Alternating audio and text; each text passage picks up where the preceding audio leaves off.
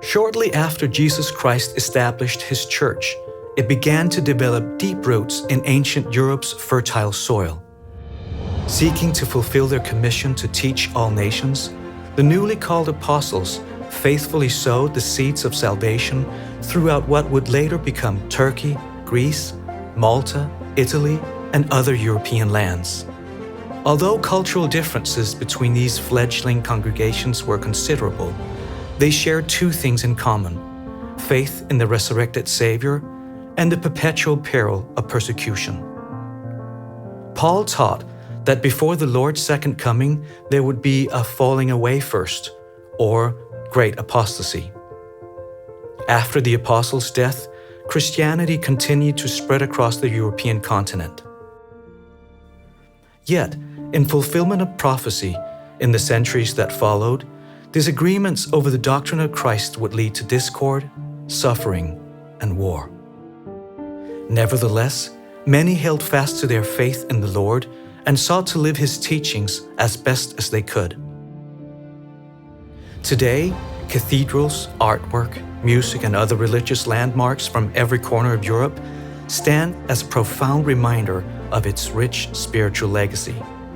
As in ancient times, Latter-day Apostles received the commission to take the gospel to all the earth. In 1837, the prophet Joseph Smith received direction from the Lord to send the first missionaries to England. Despite mounting persecution on both sides of the Atlantic, they exercised faith that truth would prevail and soon began finding individuals and families prepared to receive the message of the restored Church of Jesus Christ. As the British mission prospered, missionaries set off for other parts of Europe. Many left without money and provisions, relying solely on God for their keep.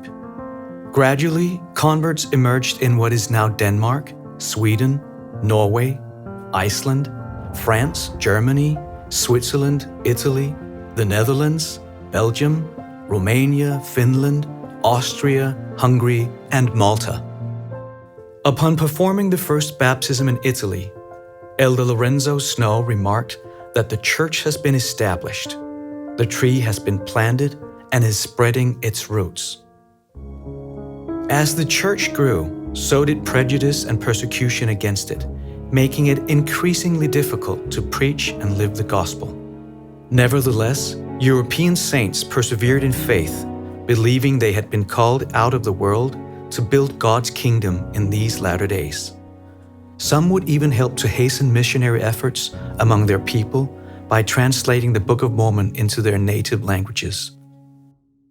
During this period of the 19th century, tens of thousands of converts joined the church in Europe and would later answer the call to gather to Zion in North America.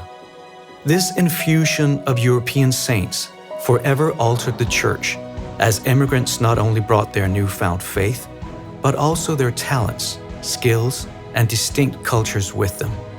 While some served as clerks, historians, or craftsmen in building majestic temples and tabernacles, others would join the ranks of general leadership, including the Quorum of the 12 Apostles. Although immigration dramatically reduced Europe's church membership, these faithful saints did not cut off ties completely with their homelands. Many answered the call to return across the ocean to serve missions, and some even multiple times. Of today's missionaries serving throughout Europe, many can trace their ancestry back to these original converts, while still others are pioneers as first-generation members of the church. Europe was divided as a result of bloody conflict and geopolitical alliances for much of the 20th century. Notwithstanding at the turn of it, church leaders began encouraging members to remain in their homelands to build Zion instead of immigrating to North America. As a result, European Latter-day Saints were increasingly called upon to lead congregations, districts, and missions. 2 world wars would result in death, devastation, and displacement for countless millions across the continent, including many Latter-day Saints. Hundreds of European priesthood holders on both sides of the conflict sought to live the gospel while at the same time fulfilling their civic duty throughout military service. Even more members, men, women, and children, remained at home to endure extreme hardships and suffering as armies advanced. With nations in ash and rubble, saints, both young and old, took it upon themselves to continue sharing their faith, serving others, and living the gospel of Jesus Christ. While the church in Utah sent much-needed aid and resources to the war-torn continent, European saints, many of whom had lost everything themselves, also reached out. For example, in 1946, Dutch saints sent tons of potatoes to their starving brothers and sisters in Germany, despite only having recently been at war with each other. In subsequent years, a rapid increase in members resulted in a pressing need to better house them. Young men and women everywhere were called to serve as building missionaries to help with the construction of chapels. Local members willingly sacrificed their evenings and weekends to assist in these construction efforts. The end result was dozens of meeting houses across the continent and a well-trained cohort of future leaders for the church.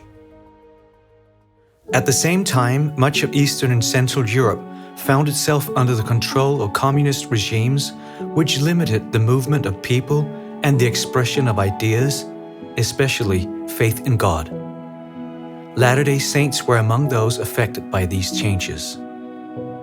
Despite trying conditions, they often found creative ways to promote their faith. In Czechoslovakia, for example, Latter-day Saints shared gospel teachings while holding yoga classes. In Poland, the church was allowed to open an information bureau staffed by senior missionary couples. In Yugoslavia, basketball star and convert Krešimir Ćosić played church film strips at some of his games. In the German Democratic Republic, better known as East Germany, church members gained a reputation as law-abiding citizens so much that the government suggested the church build its own temple in Freiberg. It was dedicated in 1985, making temple blessings available to thousands of saints for the first time.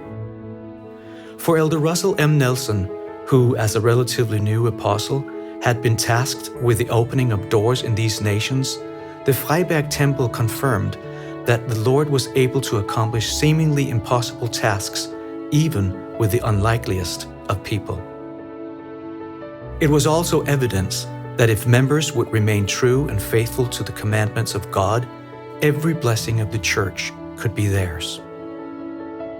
Years earlier, church leaders had been moved by the enduring dedication of European saints and knew that the time had finally come to construct temples in that part of the Lord's vineyard. The first was the Swiss temple, whose modern design and innovative use of technology allowed members from many countries to participate in temple worship with different languages at the same time. As of 2022, the Europe area is blessed to have 13 operating temples, with one more nearing completion and 4 others announced. These holy edifices stand as a realization of blessings from many years of obedience and sacrifice throughout all of Europe. In March 2019, President Russell M. Nelson called the Rome Temple dedication a hinge point in the history of the church. The prophet continued by saying, "Things are going to move forward at an accelerated pace. The church is going to have an unprecedented future, unparalleled. We're just building up to what's ahead now." Indeed, this is already evident in the way European Latter-day Saints are faithfully binding themselves to the Lord through covenants and ordinances. Like their spiritual forebears, members of all ages are using the principles of loving, sharing, and inviting to joyfully progress along the covenant path.